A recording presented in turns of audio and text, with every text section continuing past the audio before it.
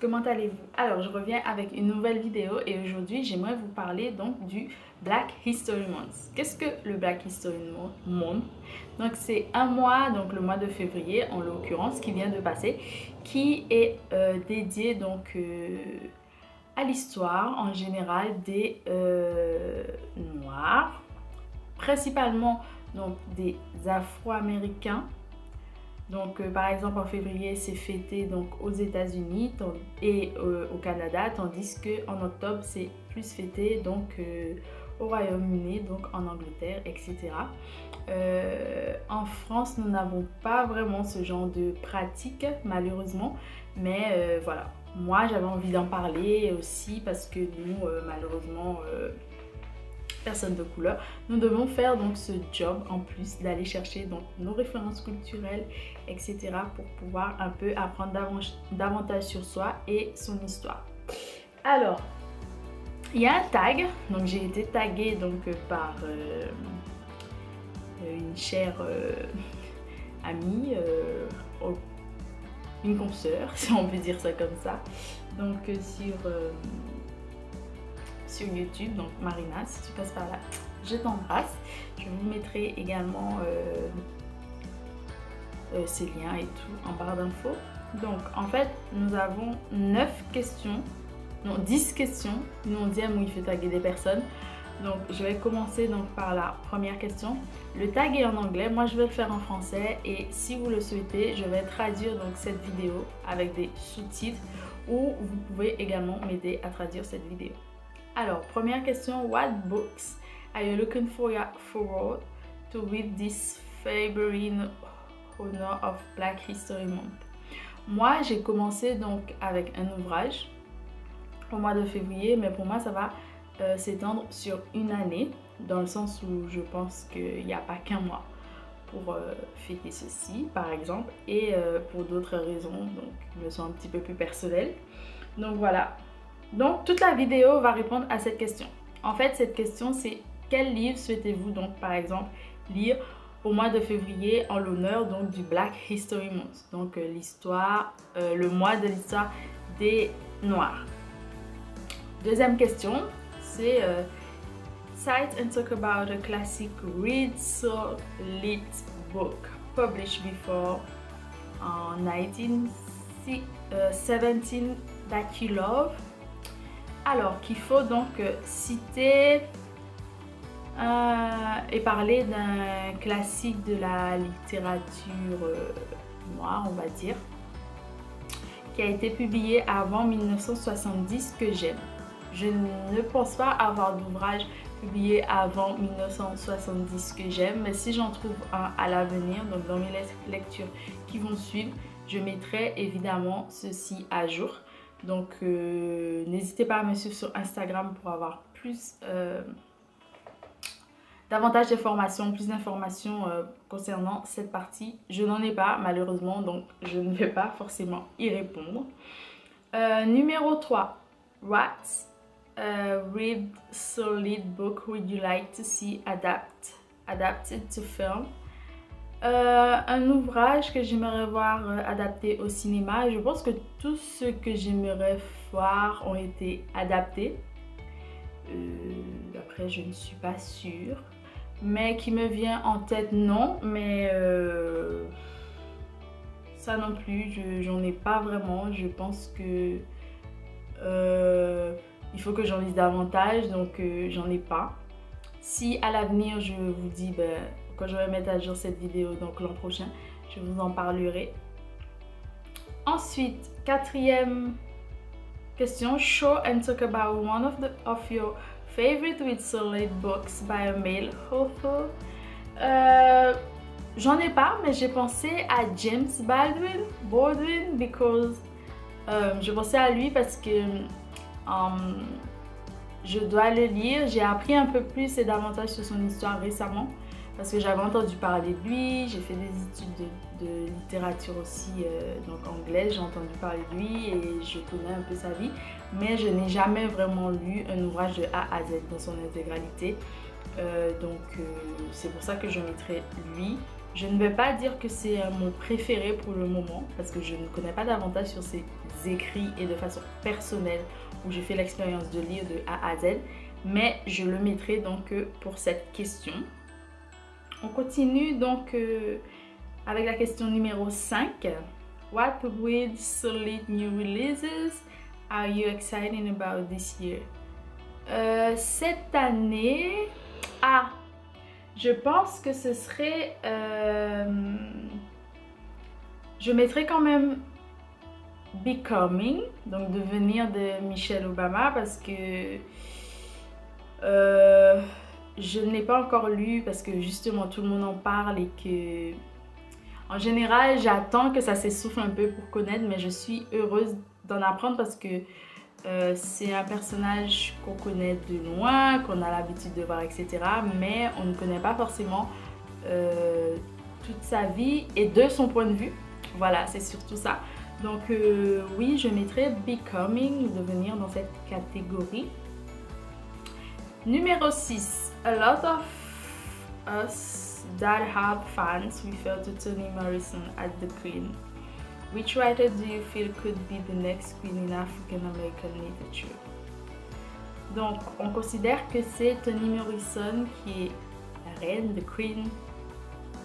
Donc, en termes de littérature afro-américaine. Et qui, je pense, pourrait être la prochaine Toni Morrison. Alors moi, il y a quelqu'un qui m'a marqué. J'ai appris,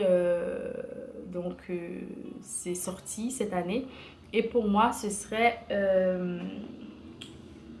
Roxane Gay avec Féminisme ou Féministe et 13 jours en français par exemple.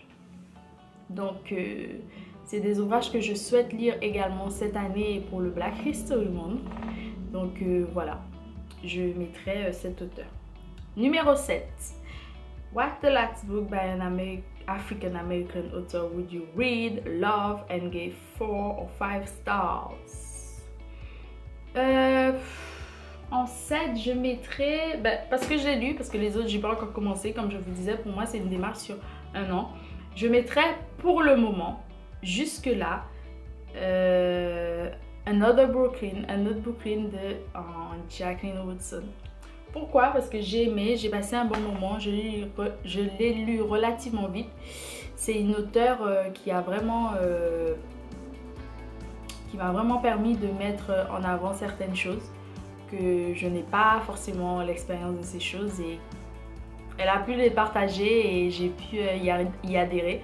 Donc jusque là je mettrai cet auteur en tant que livre écrit par une afro ou un afro-américain et que j'ai lu récemment et que j'ai aimé et que j'aurais pu donner 4 ou 5 étoiles.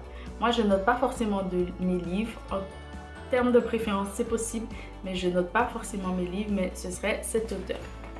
Je continue donc avec la question numéro 8.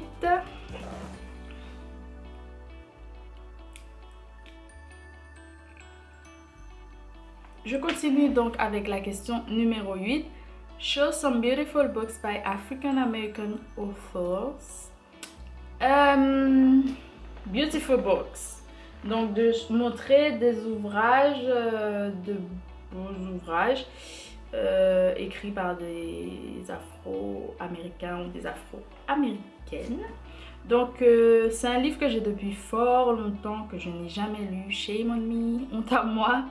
Pas parce que je n'ai pas envie, mais j'ai essayé une fois en anglais et pas que c'est difficile, mais ça fait longtemps que je n'ai pas lu en anglais pour être sincère avec vous, enfin un ouvrage en fait de la fiction et je n'ai pas continué et j'ai jamais eu l'occasion de le lire en français, même si on peut le trouver partout. C'est Americana de Chimamanda Ngozi Adichie.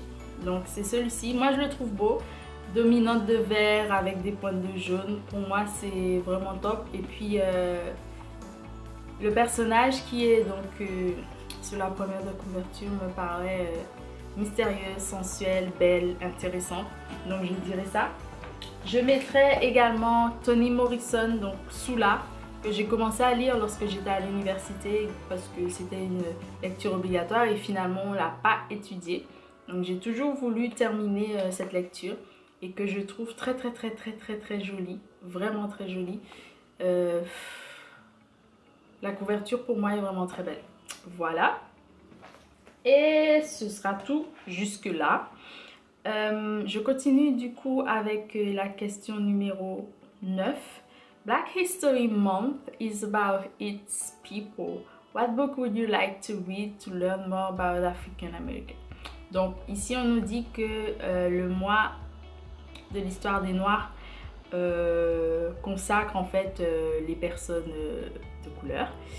Et quel ouvrage que j'aimerais lire pour apprendre davantage de ces afro-américains ou afro-américaines. Je dirais ceci, The Hate You Give. Pourquoi? Parce que j'ai vu le film et qu'on me l'a offert lors de mon stage en tant que libraire et que j'ai jamais lu jusque là et que je suis sûre que je vais en apprendre énormément avec cet ouvrage et parce que je l'ai en ma possession depuis bientôt un an. Donc il faut faire quelque chose et il faut le lire. Et je dirais peut-être d'autres ouvrages que j'ai, mais pour moi ici on parle plus d'afro-américains. Donc j'ai plein de choses, que j'ai vraiment une liste que je vous mettrai certainement en barre d'infos que je souhaite lire cette année. Elle peut bien sûr s'étoffer, elle peut bien sûr s'allonger, on ne sait pas comment ça va finir. Donc il y en a vraiment plein. J'ai par exemple Brown Girl de Jacqueline Woodson, j'ai No Home, Homegoing de Yassi, j'ai Becoming dont je viens de parler, j'ai Soula ou encore Beloved de Toni Morrison, j'ai 13 jours au féministe de Roxane Gay, j'ai également Je ne suis pas noire et je n'aime pas le manioc que j'ai ici, c'est d'un homme, il est camerounais, mais bon, je considère aussi qu'il y a d'autres personnes qui ne sont pas forcément afro-américains ou afro-américaines et que nous devons lire, notamment pour moi, de la Caraïbe, des Antilles, que j'aimerais lire. J'ai également des choses un peu plus pour les enfants, mais que j'aimerais lire parce que c'est une façon d'apprendre aussi et de s'éduquer. Par exemple, Un air de liberté à Congo Square, Cotton Blues, Dondara les esclaves libres, etc. Donc il y en a vraiment énormément que si je me mets à citer, on va jamais en finir, mais ça par exemple. Et j'ai bien sûr l'auteur Edwige Dandika que j'ai besoin de lire. J'en ai d'autres aussi sur ma liste que je vous noterai bien sûr en barre d'infos. Et bien sûr, Show What You Currently Reading for... Non. Show What You Currently Reading from Your Read Solid TBR.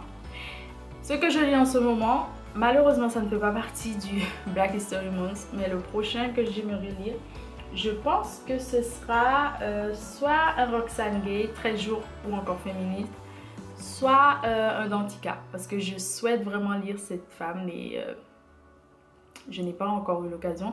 Et vous avez vu, je parle exclusivement de femmes parce qu'on est au mois de mars à l'heure à laquelle vous regardez cette vidéo et c'est aussi donc le mois de la femme. Et du coup, oui, je fais d'une pierre deux coups, pas parce que je suis à la bourre ou autre, je sais pas, mais parce que ça me permet d'être efficiente et efficace à la fois. Voilà. Ben, j'espère que cette vidéo va vous plaire, si toutefois vous la voyez. Et je vous souhaite donc une bonne fin de journée, une bonne soirée. Et à très bientôt pour de nouvelles vidéos. Pour être notifié par tout ça, n'hésitez pas à me suivre donc sur mes réseaux sociaux. Et je vous embrasse. Bisous!